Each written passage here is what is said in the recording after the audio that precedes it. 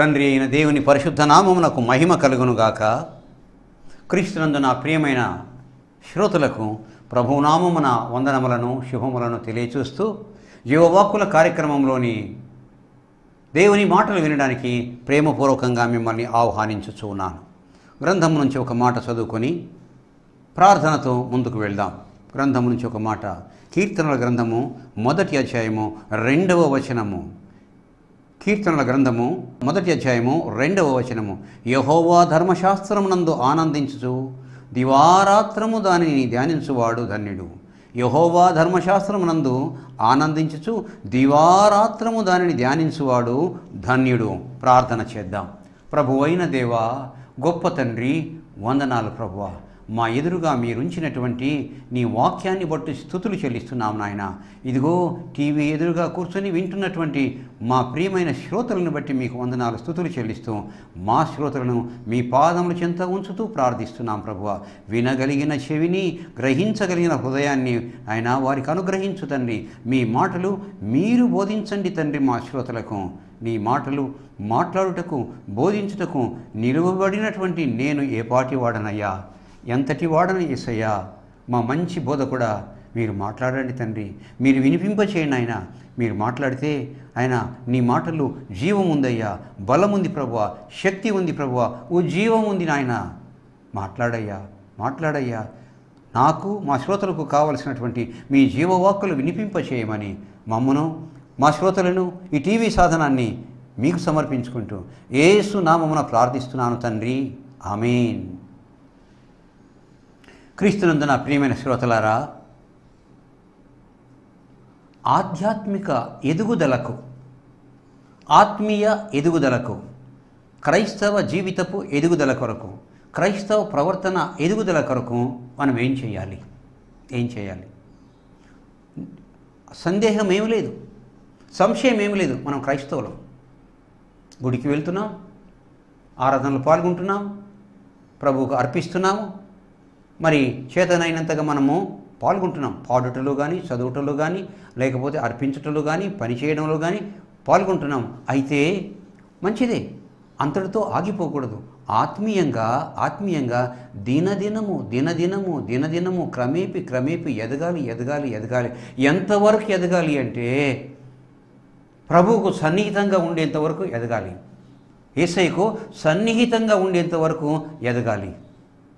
ఎలా ఎదగగలము? ఆత్మీయంగా ఎదగడానికి, ఆత్మీయంగా ఫలించడానికి, ఆత్మీయ ఎదుగుదలకు మనం ఏం చేయాలి? ఏమి చేస్తే మనము ఆత్మీయంగా ఎదగగలము? కొన్ని మాటలు మరి ఈ టీవీ ద్వారా ఆత్మదేవుడు మనతో మాట్లాడుతున్నాడు. ఏంటో చూద్దాం. నంబర్ 1, మొట్టమొదటిది ప్రతిదినము వాక్యాన్ని పఠించాలి. అనుదినము వాక్యాన్ని పఠించాలి. ప్రతిరోజు వాక్యాన్ని పఠించాలి. పఠించాలంటే చదవాలి. చూడండి, చదువుట ఒక పదం, పఠించుట దానికంటే కొంచెం బలమైన పదం, ధ్యానించుట దానికంటే బలమైన పదం, లోతుగా. తర్వాత శోధించుట, చదువుట, పఠించుట, ధ్యానించుట, పరిశీలించుట. ఎందుకు, ఎలా, ఏం రాశారు? పరిశీలించుట, శోధించుట దానికంటే బలమైంది.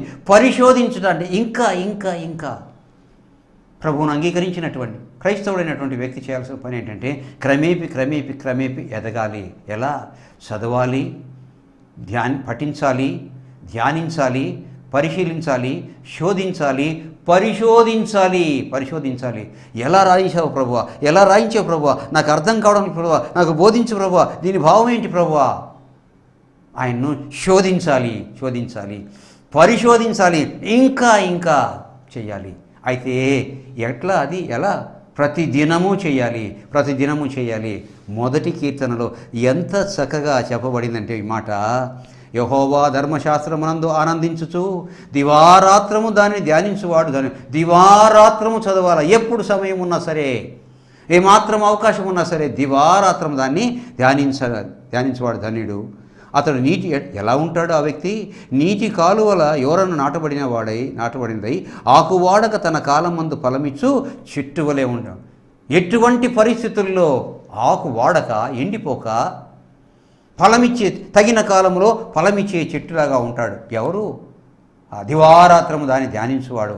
ధ్యానించుట, చదువుట, పఠించుట, ధ్యానించుట, పరిశీలించుట, పరిశోధించుట ఈ పని చేయాలి. ఆత్మీయంగా ఎదగాలంటే, ఉజ్జీవింపబడాలంటే అది చేయాల్సిన పని. చేస్తున్నామా? నా ప్రియమైన వారలారా. తరువాత రెండవ మాట ఏంటంటే, చదవడమే కాకుండా, పఠించడమే కాకుండా, ధ్యానించడమే కాకుండా వినాలి. దైవజనులైనటువంటి వారు, దేవుని ఆత్మతో నింపబడిన వారు, దేవుని చేత బోధించబడినటువంటి వారు, దేవుని సహవాసంలో ఉండేవారు బోధిస్తూ ఉంటారండి. దేవుని చేత నడపబడిన వారు, దేవుని జ్ఞానం కలిగిన వారు, దేవుని ఆత్మ కలిగిన వారు, మరి దేవుని సహవాసంలో మెలిగిన వారు, ఎదుగుతున్నటువంటి వారు బోధిస్తారండి. ఎలా? సంఘాలలో బోధిస్తారు, ఇంటి దగ్గర బోధిస్తారు, టీవీలో బోధిస్తారు, రేడియోలో మాట్లాడతారు, ఉద్యోగ సభల్లో మాట్లాడతారు, ప్రత్యేకమైనటువంటి ట్రైనింగ్ క్యాంప్స్లో మాట్లాడుతూ ఉంటారు. వాటిని వీలైనంత వరకు, సాధ్యమైనంత వరకు, అవకాశం ఉన్నంత వరకు విని సద్వినియోగం చేసుకోవాలి. ఎందుచేతంటే వారి ద్వారా కూడా దేవుడు మాట్లాడతాడు. వారి అనుభవాన్ని, వారి జీవితాన్ని, వారి సాక్ష్యము వినుట ద్వారా దేవుడు మనకు అది ప్రయోజనకరంగా ఉంటుంది. వినాలి.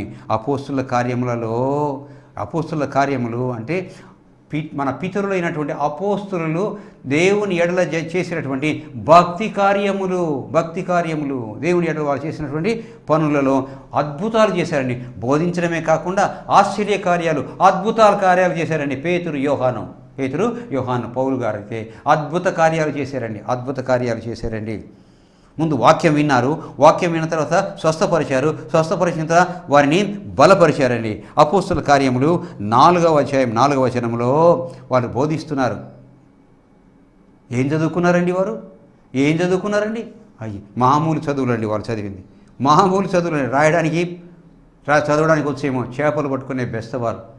అటువంటి వారు దేవుని కొరకు నిలబడి వారు మాట్లాడుతుంటే విన్నారట. అపోస్తుల కార్యం 4వ అధ్యాయం 4వ వచనంలో వాక్యము వినిన వారిలో అనేకులు నమ్మిరి. వాక్యాన్ని విన్నవారు అనేకులు ప్రభువు నమ్మారంట. వారి సాక్ష్యం చెప్పారు, వారి అనుభవం చెప్పారు, యేసు యొక్క మాటలు చెప్పారు, యేసు చేసిన అద్భుతాలను, ఆశ్చర్యాలను వారు పొందినటువంటి అనుభవంతో చెప్పారండి. చెప్తే అనేకులు నమ్మిరి. వారిలో పురుషులు ఇంచుమించు 5,000 మంది. 5,000 మంది ప్రభువును విశ్వసించారంట. ఎందుకని? ఎట్లా? వినుట ద్వారా విశ్వాసం కలిగింది. నాకు ఆశ్చర్యం వేస్తుందండి. ఒక్కొక్కసారి ఆశ్చర్యం వేస్తుంది. పేతురు నేను ఎరగనని బొంకాడండి. బొంకిన తర్వాత పశ్చాత్తాపడతాడండి. పేతురు సంతాపపడి ఏడ్చెను. అయ్యో ప్రభువా, నేను తప్పు చేశానయ్యా, ఎరగనని బొంకానయ్యా అని ఏడ్చాడండి. ఏడ్చింది ప్రభువు తెలియదా? తెలుసు. అందువలన మరి ప్రభువు లేడు కదా, చనిపోయాడు కదా అని చెప్పేసి మామూలు మనస్సుతో వెళ్ళాడు చేపలు పడడానికి. ఎక్కడ నా పేతురు అని చెప్పేసి ప్రభువు వెళ్ళి వెంటబడి పేతురుని పట్టుకొని వస్తాడు. తర్వాత ఇంకా మరి ఎన్నడూ కూడాను మరి వెళ్ళిపోలేదు. ప్రభు అడుగుతాడు, నా గొర్రె పిల్లలు మేపుతావా, నా గొర్రెలు కాస్తావా, గొర్రెలు మేపుతావా అని చెప్పేసి ప్రమాణం చేయించుకుంటాడు, వాగ్దానం చేయించుకుంటాడు. తర్వాత మరి ఎన్నడూ చేపలు పట్టడానికి పోలేదు, మనుషులు పట్టడానికి వెళ్తాడు పేతురు. 5,000 మందిని సంపాదించాడండి. ఎలాగా? బోధించాడు. అది ఎలా సంభవించింది? వినుట ద్వారా. కాబట్టి వాక్యాన్ని ధ్యానించడమే కాకుండా మన పితరులైనటువంటి వారు వాక్యాన్ని బోధిస్తారు. వినాలి. తర్వాత మూడవది ఏంటంటే, నిత్యము దేవుని స్తుతించాలి. నిత్యము. చాలా గొప్ప పని, చాలా మంచి పని. దీనివల్ల ఖర్చు ఏం కాదు. స్తుతించుట అంటే అర్థం ఏంటంటే, స్తుతించుట దేవుడు చేసిన మేలును జ్ఞాపకం చేసుకొని, ఈ మేలు చేసావయ్యా, ఓ దేవా ఈ ఉపకారం చేసావయ్యా, దేవా ఈ మేలు చేసావయ్యా, దేవా ఈ జీవితం ఇచ్చావయ్యా, దేవా నువ్వు పోషించావయ్యా, దేవా మా జీవితాన్ని కొనసాగిస్తున్నావయ్యా, ఇన్ని ఆపదల నుంచి, ఇబ్బందుల నుంచి, కష్టం నుంచి, దుష్టుల నుంచి, సైతాను నుంచి, అపవాది నుంచి సమాజంలో ప్రభువా మమ్మల్ని కాపాడుతున్నావయ్యా, వందనాలు తండ్రి, వందనాలు ప్రభువా, వందనాలు ప్రభువా అని చెప్పేసి చెప్తే దాన్ని స్తుతించుట అంటారు. స్తుతించుట ద్వారా మన యొక్క అత్యంతమైనటువంటి విధేయత తెలియజేయబడుతుంది. అంతేకాకుండా స్తుతించడం ద్వారా దేవుని ఘనపరచిన వాళ్ళం అవుతాము. స్తుతించడం ద్వారా అత్యంత విధేయత తెలియజేయబడుతుంది. స్తుతించడం ద్వారా దేవుని ఘనపరచుట జరుగుతుంది. మరి ఈ రెండు కూడాను మరి నిత్యము చేయాలి. ఆయనను నిత్యము స్తుతించాలి, స్తుతించాలి, స్తుతించాలి. నా ప్రియమైన వాళ్ళరా, స్తుతించిన వాళ్ళు ఎవరైనా ఉన్నారా? ఆత్మీయంగా అభివృద్ధి అయిన వాళ్ళు ఉన్నారా? ఉన్నతమైనటువంటి శిఖరాలను చేరుకున్న వారు ఎవరైనా ఉన్నారంటే అందులో మొట్టమొదటి వ్యక్తి ఎవరంటే మనకు దావీదు కనపడతాడండి. మొట్టమొదట దావీదు కనపడతాడండి. గొర్రెలు కాచుకునే వ్యక్తి, బాలుడుగా ఉన్నప్పుడు, చిన్న బాలుడుగా ఉన్నప్పుడు ఆ గొర్రెలు కాచుకునే వ్యక్తి అక్కడ కూడా మరి ఆయన 10 తంతుల సితారాతో పాడుతూ, వాయిస్తూ, పాడుతూ దేవుని స్తుతించేవాడు, మహిమపరిచేవాడు, ఘనపరిచేవాడు దావీదు. అంతటి మంచి హృదయము కలిగిన వాడు కాబట్టి గొర్రెలు కాచుకునే వ్యక్తిని దేవుడు రాజుగా చేస్తాడండి. నేను కోరుకున్నవాడు ఇతడే. దావీదు వస్తూ ఉంటే చిన్నవాడు, యెషై ఇంకా లేరా నీ పిల్లలు? ఎవరు కూడాను నేను నచ్చుకున్న వాళ్ళు లేరయ్యా ఇందులో, మరి ఎవరు లేరా? ఇంకా ఉన్నారా? అయ్యా ఉన్నాడయ్యా, కడగొట్టువాడు గొర్రెల దగ్గర ఉన్నాడయ్యా, రప్పించు అంటే దావీదు వస్తూ ఉంటే చక్కని వాడు, ఎర్రని నేత్రములు కలిగిన వాడు, ఎర్రనివాడు, చక్కని నేత్రము గలవాడు, చూచుటకు అందమైన వాడు, అతను వస్తుంటే ఇదిగో ఇతడే నేను కోరుకున్నవాడు, సమూయేలు వెళ్ళి అభిషేకించయ్యా అంటాడు. ఎందుకని? స్తుతించే అలవాటు ఉంది. గొర్రెలు కాచుకుంటూ దేవుని స్తుతించేవాడు. ఎలా? 71వ కీర్తన 8వ వచనంలో, 71వ కీర్తన 8వ వచనంలో, నీ కీర్తితోనూ నీ ప్రభావముతోనూ దినమంతయు నా నోరు నిండి ఉన్నది. నీ కీర్తితోనూ నీ ప్రభావంతోనూ దినమంతా నా నోరు నిండి ఉన్నది. ఎట్లా స్తుతించేవాడు? నోటి నిండా కూడా దేవుని స్తుతివాక్యాలే ఉంటాయంట. చూశారా? స్తుతించేవాడంట దావీదు. అందువల్లనే అంత గొప్పవాడాడు, దినమంతా దేవుని స్తుతించేవాడు అనమాట. ప్రియమైన వాళ్ళారా, దైవాత్మను పొందాలంటే, వృద్ధి కావాలంటే దేవుని స్తుతించాలి. జీవితము అభివృద్ధి కావాలి, జీవితము ఫలించాలి, జీవితము ఉన్నత శిఖరాలకు ఆత్మీయంగా ఎదగాలంటే దేవుని స్తుతించాలి. ప్రియమైనటువంటి వాళ్ళారా, మొదటిది దేవుని వాక్యాన్ని పఠించాలి, రెండవది దేవుని వాక్యాన్ని వినాలి, మూడవది మరి దేవుణ్ణి స్తుతించాలి. ప్రియమైనటువంటి వాళ్ళారా, తర్వాత నాలుగవది నిత్యము ప్రార్థించాలి. నిత్యము ప్రార్థించాలి.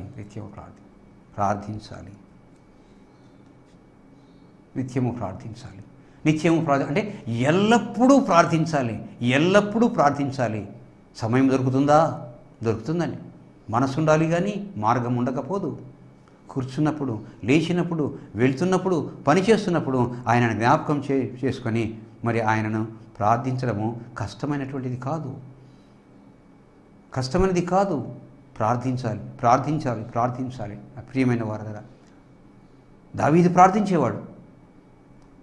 పడిపోనంత వరకు, ఉన్నతమైన శిఖరాలకు ఎక్కేంత వరకు ప్రార్థించేవాడు. సొలొమోను కొరకు ప్రార్థించేవాడు. సొలొమోను కొరకు ప్రజలు ప్రార్థించేవారు. ఉన్నతమైన శిఖరాలను అధిరోహించే వరకు చాలా జ్ఞానవంతుడండి. తన తండ్రి అయినటువంటి దావీదుకు మించినటువంటి జ్ఞానవంతుడు సొలొమోను. చాలా భక్తి కలిగినటువంటి వాడు, ప్రార్థనా యోధుడు. ఆయన writer, composer, singer, botanist, zoologist, planner, architect, engineer and what not. అంతటి గొప్ప దేవాలయాన్ని కట్టింది ఎవరంటే సొలొమోనే.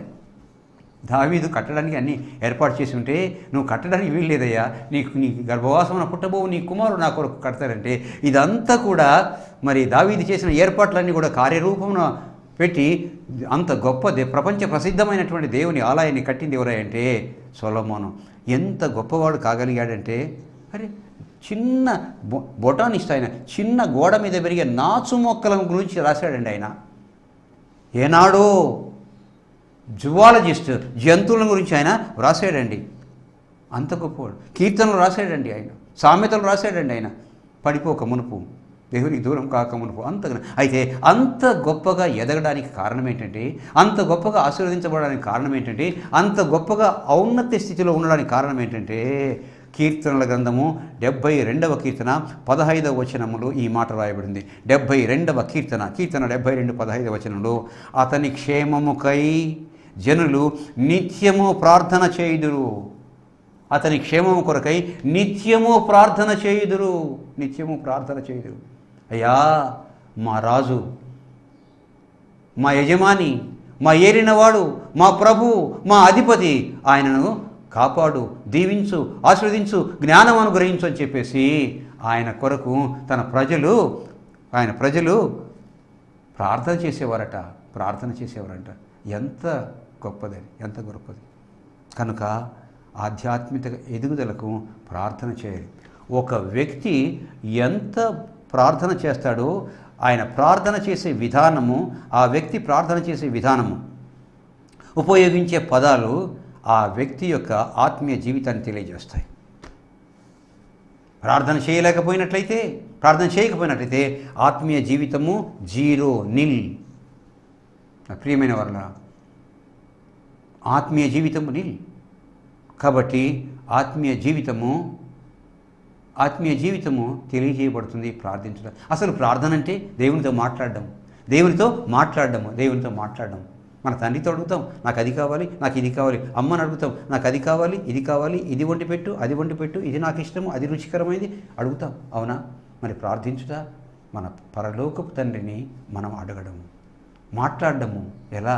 ఆత్మీయంగా, సన్నిహితంగా, హృదయపు లోతుల నుంచి అడుగుట, దాన్ని ప్రార్థించుట అంటారు. మరి ప్రార్థించలేకపోయినట్లయితే నీకు హృదయమే లేనట్లు, ప్రార్థించలేకపోయినట్లయితే సన్నిహితంగా లేనట్లు, ప్రార్థించలేకపోయినట్లయితే భయభక్తులు లేనట్లు, ఆధ్యాత్మికంగా సన్నిహితంగా లేమన్నమాట. నిత్యము ప్రార్థించాలి. వాక్యాన్ని పఠించాలి, వాక్యం వినాలి, ఆయనను స్తుతించాలి, నిత్యము ప్రార్థించాలి. తరువాత అంశమునకు వెళ్దాం. ప్రియమైన వారలారా, సిలువను ఎత్తుకొని నడవాలి. సిలువను ఎత్తుకొని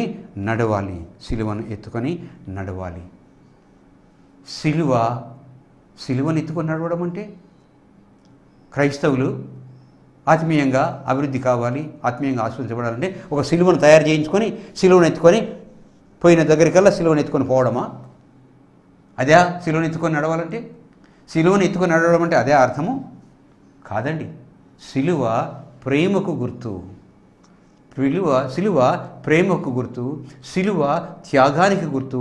సిలువ శ్రమలను అనుభవించడానికి గుర్తు. సిలువ ప్రేమకు గుర్తు. మన ప్రభు యొక్క అత్యున్నతమైనటువంటి ప్రేమను ఎక్కడ చూపించాడంటే సిలువ మీద చూపించాడండి. అత్యున్నతమైన ప్రేమను ప్రభు ఎక్కడ చూపించాడంటే సిలువ మీద చూపించాడండి. అవునా? తర్వాత అత్యున్నతమైనటువంటి త్యాగాన్ని, తన ప్రాణము త్యాగం చేసి తన ప్రాణాన్ని అర్పించగలిగాడు ఆయన. సిలువ త్యాగాన్ని తెలియజేస్తుంది, సిలువ ప్రేమను తెలియజేస్తుంది, సిలువ త్యాగాన్ని తెలియజేస్తుంది. తర్వాత సిలువ శ్రమలను తెలియజేస్తుంది. ఎన్ని శ్రమలను అనుభవించాడు యేసయ్య. కొట్టారు, తిట్టారు, దూషించారు, పిడిగుద్దులు గుద్దారు, మేకులు కొట్టారు, తర్వాత కిరీటము, ముళ్ళ కిరీటం కొట్టారు, శరీరం అంతా గ్రంథులు కట్టింది, రక్తసిక్తమై రక్తము కారుతుంది. శ్రమ. ఇది శారీరకమైన, మానసికంగా ఎన్ని మాటలను నువ్వు దేవుని కుమారుడు అయితే దిగిరావయ్యా, తర్వాత నమ్ముతాం మేము, నిన్ను నువ్వు రక్షించుకో, మమ్మల్ని కూడా రక్షించు. ఈ విధంగా మాటలు అన్నారు, శారీరకంగా, మానసికంగా మాటలను, శారీరకంగా చిత్రహింస చేశారు. కానీ పరలోకంలో కిరీటం ధరించాలంటే సిలువను భరిస్తేనే కిరీటాన్ని ధరించగలము. అది అంతేకాని సిలువను ఎత్తుకోవడం అంటే ఓ సిలువను తయారు చేసుకొని తిరగడం కాదండి. శ్రమలను అనుభవించాలి, శ్రమలు అనుభవించాలి. వేలెత్తి చూపిస్తారు, దూషిస్తారు, ద్వేషిస్తారు, మాటలు అంటారు, వెలివేస్తారు, ఏమైనా చేయగలరు, చేస్తారు. ఇవన్నీ కూడా శ్రమలు శ్రమలు శ్రమలు శ్రమలను భరించాలి. శ్రమలను భరిస్తే సిలువను ఎత్తుకున్నటువంటి వాళ్ళమవుతాం. శ్రమలను భరిస్తే సిలువను ఎత్తుకున్నటువంటి వారవుతారు. ప్రభు అంటాడు ఒకసారి ఏంటంటే, లూకాసు వార్త 9వ అధ్యాయం 23వ వచనం. లూకాసు వార్త 9వ అధ్యాయం 23వ వచనంలో ప్రభు అంటాడు, ఎవడైనను నన్ను వెంబడింపగోరిన యెడల తన్ను తాను ఉపేక్షించుకొని ప్రతిదినము తన సిలువను ఎత్తుకొని నన్ను వెంబడించాలి. ఎవరి సిలువనో కాదు ఎత్తుకోవాల్సింది, తన సిలువను. పొద్దస్తము వాడిట్లా వీడిట్లా వాడిట్లా ఇబ్బంది పడ్డాడు, వాడిట్లా కష్టపడ్డాడు అని ఇతరులను శ్రమల గురించి మాట్లాడడం కాదు, మన శ్రమలను గురించి మాట్లాడుతూ మన శ్రమలను ఎదుర్కోవాలి, మన శ్రమలను అనుభవించాలి. అది సిలువను ఎత్తుకోవడం అంటే. ఎవడైనాను నన్ను వెంబడింపకూడదు. నన్ను వెంబడిస్తే నా బాట పూల బాట కాదు, ముళ్ళ బాట. ప్రభు అంటాడు, నా బాట పూల బాట కాదు, క్రీస్తు బాట పూల బాట కాదు, ముళ్ళ బాట. నన్ను వెంబడించేవాడు పూల మీద నడవడు, ముళ్ళ మీద నడుస్తాడు. నన్ను వెంబడింపగోరిన యెడల తన్ను తాను ఉపేక్షించుకొని అంటే తన్ను తాను తృణీకరించుకొని, తన్ను తాను వదిలిపెట్టేసి, తన్ను తాను లెక్క చేయకుండా ఏమైతేనేమి అయితేంది పదా అని చెప్పేసి అనుకొని ఉపేక్షించుకొని ప్రతి దినము తన సిలువను ఎత్తుకొని, ఒకరోజు కాదు 2 రోజులు కాదు, జీవించినంత కాలము ప్రతి దినము తన సిలువను ఎత్తుకొని నన్ను వెంబడించాలి. పేతురు అంటాడు, అయ్యా అన్నీ వదిలిపెట్టి నేను వెంబడించామే, మా కుటుంబాలు, మా ఆస్తి, మా బంధువులు, మా సమస్తాన్ని, మా చివరికి చేపలు పట్టి వలను కూడా వదిలేసి నిన్ను వెంబడిస్తామే, ఏం ప్రయోజనం మాకు అని అడిగితే అంటాడు, పునర్జననమందు నేను నా రాజ్యములో నా సింహాసనం మీద కూర్చొని తీర్పు తీర్చున్నప్పుడు మీరందరూ కూడా శిష్యులు 12 సింహాసనముల మీద మీరు కూర్చొని 12 గోత్రులు, ఇశ్రాయేలుల 12 గోత్రముల వారికి తీర్పు తీర్చుతారయ్యా. చూసారా, ఆయన సిలువను ఎత్తుకొని వెంబడిస్తే 12 గోత్రముల వారికి, ఇశ్రాయేలు 12 గోత్రముల వారికి 12 సింహాసనములకు తీర్పు తీర్చుతారంటాడు. నా ప్రియమైన వారులారా, ఇంకొక మాట దీంట్లోనే ఏంటంటే, మరి ఆయన వెంబడించాలి. ఆయన వెంబడించాలని తన సిలువ, మరి నేర్చుకోండి, ముందు శ్రమలు నేర్చుకోవాలి కదా, శ్రమలు నేర్చుకోవాలి. ప్రభు అంటాడు, నన్ను చూచి నేర్చుకోండి, నా సిలువను ఎత్తుకొని నేర్చుకోవడానికి నా సిలువను ఎత్తుకొని నేర్చుకోండి, వెంబడించడానికి మీ సిలువను మీరు ఎత్తుకొని నన్ను వెంబడించండి అంటాడు.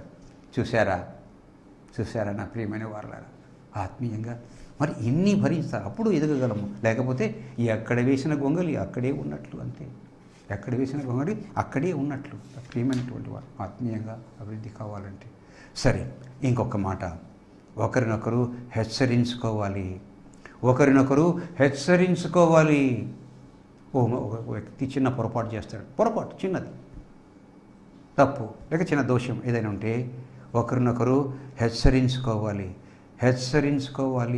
అయ్యా ఇది బాగాలేదు, ఈ పద్ధతి బాగాలేదు, ఈ మంచి మాట కాదు, ఈ విధానం బాగాలేదు, నేను మార్చుకో అని చెప్పేసి ఒకరినొకరు హెచ్చరించుకోవాలి, బుద్ధి చెప్పుకోవాలి, గద్దించుకోవాలి, సరి చేసుకోవాలి, నేర్చుకోవాలి, ముందుకు వెళ్ళాలి. ఎవరు చెప్పారు ఈ మాట? పౌలు అంటున్నాడు హెబ్రీ పత్రికలో 3వ అధ్యాయం 15వ వచనంలో. హెబ్రీలోకి రాసిన పత్రిక 3వ అధ్యాయం 15వ వచనములో ఈ మాట వ్రాయబడింది. చూడండి, హెచ్చరించుకోవడం ద్వారా ఆత్మీయంగా అభివృద్ధి అవుతాము, ఆత్మలో అభివృద్ధి జరుగుతుంది, ఆత్మీయంగా వృద్ధి అవుతాము, ముందుకు వెళ్తాము. మరి పౌలు రాసినటువంటి మాటను చూడండి. హెబ్రీ పత్రిక 3వ అధ్యాయం 15వ వచనంలో, నేడు అను సమయం ఉండగానే ఒకరినొకడు బుద్ధి చెప్పుకోండి, ఒకరినొకడు హెచ్చరించుకోండి, ఒకరినొకరు చెప్పుకోండి, సరిదిద్దుకోండి. నేడు అను సమయం ఉండగానే ఒకరినొకడు బుద్ధి చెప్పుకోండి. నా ప్రియమైన వారలారా, హెబ్రీ సంఘానికి రాస్తాడండి. చూసారా, చెప్పగలుగుతున్నామా? ఎవరైనా చెప్తే వినగలుగుతున్నామా? వాడేంటి నాకు చెప్పేది, ఆయన చెప్పుకోమను. వాడేంటి నాకు చెప్పేది, వాళ్ళకి చెప్పుకోమను. వాడేంటి నాకు చెప్పేది, వాడిని ఇంటి వాళ్ళకి చెప్పుకోమను అనే హృదయం ఉన్నప్పుడు ఎన్నడూ కూడా మనం సరిచేయబడము, బుద్ధి చెప్పబడము, నేర్చుకొనబడము, మార్చుకొనబడము. నా ప్రియమైన వారలారా, మరి బుద్ధి చెప్పుకోవాలి, గద్దించుకోవాలి, నేడు అనబడు సమయం ఉండగానే ఒకరినొకడు బుద్ధి చెప్పుకోండి, ఒకరినొకడు హెచ్చరించుకోండి. చూసారా, ఆత్మీయంగా ఎదగాలంటే ఇవి వింటున్నామా? అసలు చెప్తున్నామా? ఎవరైనా చెప్తే వింటున్నామా? ఎవరికైనా చెప్పగలుగుతున్నామా? అమ్మో చెప్తే ఏమంటారో, అమ్మో వాళ్ళు వినే రకం కాదయ్యా. చూసారా, ఆత్మీయంగా. తర్వాత 6వ మాట, చివరి మాట, ఇతరులతో మన ఆత్మీయ జీవితాన్ని, మన భయభక్తులను, దేవుని యందు మనకున్న నిరీక్షణను, భయభక్తులను, దేవుని యందు మనకున్నటువంటి విశ్వాసాన్ని ఇతరులతో పంచుకోవాలి. ఇది మన సాక్ష్యాన్ని, మన ఆత్మీయ జీవితాన్ని, మనకున్న తలాంతులను, మనం నేర్చుకున్నవి, మనకు కలిగినవి ఇతరులతో పంచుకోవాలి. అప్పుడు మనం అభివృద్ధి కాగలము, ఇతరులను అభివృద్ధి చేయగలము. ఇతరులను అభివృద్ధి చేయడానికి మనం సాధనంగా ఉపయోగపడతాం. అపోస్తలులు చేసినటువంటి పని ఏంటంటే, అతి సాధారణమైన వ్యక్తులండి వారు. అతి సాధారణమైనటువంటి వ్యక్తులు ఎంత బలంగా పనిచేశారంటే అద్భుతం, ఆశ్చర్యమండి. పేతురు, యోహాను వీరు ప్రధానమైనటువంటి వ్యక్తులు అపోస్తలుల కార్యములో. చిన్న వాళ్ళు కూడా ఉన్నారు శిష్యులు. ప్రధానమైనటువంటి వ్యక్తి, నాకు బాగా నచ్చినటువంటి వ్యక్తి పేతురు, యోహానే, ఇద్దరు. సరే, ఆ దేవాలయం దగ్గరికి వచ్చారు. ఆ దేవాలయం ద్వారం దగ్గర, ఆ గడప దగ్గర, ఆ ద్వారం దగ్గర పుట్టుకుంటివాడైనటువంటి ఒక వ్యక్తి ఉన్నాడు అక్కడ. వాడి వృత్తి ఏంటంటే ఏమి చేయలేడు కాబట్టి అడుక్కుంటుంటే వీళ్ళు పోతున్నారు లోపలికి పోతున్నప్పుడు ఏమైనా దొరుకుతుందేమో, ఏమైనా ఇస్తారేమో, ఏమైనా దానం చేస్తారేమో, ఏమైనా ఇస్తే పుచ్చుకుంటాను నాకని చెప్పేసి వారిని అడిగాడండి, భిక్షం అడిగాడండి. కానీ చిత్రం ఏంటంటే వాళ్ళ దగ్గర పేతురు, తతిమ శిష్యులు అక్కడ ఉన్నారండి. ఉంటే వాళ్ళకి ఇవ్వడానికి కూడా వాళ్ళ దగ్గర ఏమీ లేదండి, ఏమి లేవండి. ఇది చూసారా వాళ్ళ స్థితి ఎలా ఉందో. అయితే విశ్వాసం ఉంది, నమ్మకం ఉంది, సాక్ష్యం ఉంది, ప్రభు ఎడల నిరీక్షణ ఉంది. అది గొప్ప ఆస్తి, ధనధాన్య సంపదల కంటే గొప్పది అంటాడనమాట. ఏమనంటే చూడండి, వెండి బంగారములు మా యొద్ద లేవు కానీ, అపోస్తుల కార్యములు 3వ అధ్యాయం 6వ వచనం. అపోస్తుల కార్యములు 3వ అధ్యాయం 6వ వచనంలో, వెండి బంగారములు నా యొద్ద లేవు కానీ నాకు కలిగినదే నీకు ఇస్తున్నాను. ఏంటి నాకు కలిగింది? నా ప్రభువునందు, నా యేసునందు, నా క్రీస్తునందు నాకున్నటువంటి విశ్వాసమే. అది నాకు కలిగినదే నీకు ఇస్తున్నాను. నజరేయుడైన యేసునామమున లేచినడు. అదండి. అబ్బా, ఇతరులతో పంచుకోవాల్సింది అది. మన విశ్వాసం, మన నిరీక్షణ, మన బలము, తర్వాత మన జీవితము, మన సాక్ష్యము ఇతరులతో పంచుకోవాలి. ఏముంది వాళ్ళ దగ్గర? ఏమి లేదు, కానీ ఆర్థికంగా ఏమి లేదు, కానీ హృదయము నిండా యేసయ్య నిరీక్షణ ఉంది. యేసయ్య చేయగలడు, స్వస్థపరచగలడు. అద్భుతాలు, ఆశ్చర్యాలు చేశారండి. వాళ్ళు పోతూ ఉంటే వాళ్ళు నీడబడితే చాలు స్వస్థత కలుగుతుందని చెప్పి రోగులను మంచం మీద తీసుకొచ్చి అక్కడ ఉంచి నీడబడితే చాలని చెప్పేసి పెట్టారు అక్కడ. చూశారా? వెండి బంగారములు నా యొద్ద లేవు కానీ నాకు కలిగినదే నీకు ఇచ్చుచున్నానని నజరేయుడైన యేసు నామమున లేచినడు అంటే లేచి నడిచాడండి. చూశారా? ఇది ఒక వ్యక్తి ఆత్మీయంగా అభివృద్ధి కావాలి, ఒక ఆత్మీయంగా ఎదగాలి, క్రైస్తవ జీవితంలో ఎదిగి ఫలించాలంటే ఇవి చేయాలి. కొన్ని మాత్రమే ఇవి, ఇంకా చాలా నాకు తెలిసినంతవరకు, నేను నేర్చుకున్నంతవరకు ఇవి చేయాలి. చూశారా నా ప్రియమైన వారలారా? చూశారా? ప్రతిదినము వాక్యాన్ని పఠించాలి, వాక్యం వినాలి, ఆయన నిత్యము స్తుతించాలి, నిత్యము ప్రార్థించాలి, సిలువ ఎత్తుకొని నడవాలి, హెచ్చరించుకోవాలి, బుద్ధి చెప్పుకోవాలి. ఇతరులతో మన సాక్ష్యాన్ని, ఇతరులతో మన నిరీక్షణను, ఇతరులతో మన విశ్వాసాన్ని పంచుకోవాలి. నా దగ్గర ఏం లేవయ్యా, ఇదిగో నేను ఇస్తున్నాను, తీసుకో అంటాడు పేతురు. అద్భుతం, ఆశ్చర్యం జరిగింది. అలాంటి జీవితం జీవించాలి. ప్రార్థించను రాదు, వాక్యం సరిగా చదవను రాదు, నిలబడను రాదు, ఏమీ రాదు, కానీ అన్నీ కావాలి, గొప్పతనం కావాలి, గొప్పగా ఉండాలి. నో యూస్, నిష్ప్రయోజనం. ప్రార్థన చేద్దాం ప్రియమైన వాళ్ళరా, ప్రార్థన చేద్దాం. పరమ తండ్రి, గొప్ప దేవా, వందనాలు, స్తుతులయ్యా, ఆశ్చర్యకరుడా, జ్ఞానవంతుడా, యథార్థవంతుడా, పరలోకపు తండ్రి, వందనాలు, స్తుతులయ్యా. మీరు బోధించిన వాక్యాన్ని బట్టి వందనాలయ్యా. ఆత్మీయంగా మేము ఎదగడానికి, మా శ్రోతలు ఎదగడానికి ఏ మాటలు అవసరమో అవి మాట్లాడించావు తండ్రి. వందనాలు ప్రభువా, మీ మాటలను బట్టి మీకు స్తుతులు వందనాలు చెల్లిస్తున్నాం ప్రభువా. మా శ్రోతలను మీ పాదమ చెంత ఉంచి ప్రార్థిస్తున్నామయ్యా. ఎంతమంది అయితే టీవీ ఎదురుగా ఉండి విన్నారో వారందరినీ ప్రభువా నీ మాటల ద్వారా బలపరచు, స్థిరపరచు, ఎదిగింపచేయి, ఫలింపచేయి నాయన. వాక్యం వ్యర్థమైపోకుండా తండ్రి ఫలింపచేయి. వందనాలు స్తుతులు చెల్లిస్తూ మా శ్రోతలను మీకే, మీ పాదమ చెంత మీకే అప్పగించుకుంటూ యేసు నామమున ప్రార్థిస్తున్నాను తండ్రి. ఆమేన్. తండ్రి, కుమార, పరిశుద్ధాత్మ త్రియేక దేవుని దీవెనలు మా శ్రోతలకు మాకు అనుగ్రహించబడునుగాక. ఆమేన్, ఆమేన్, ఆమేన్.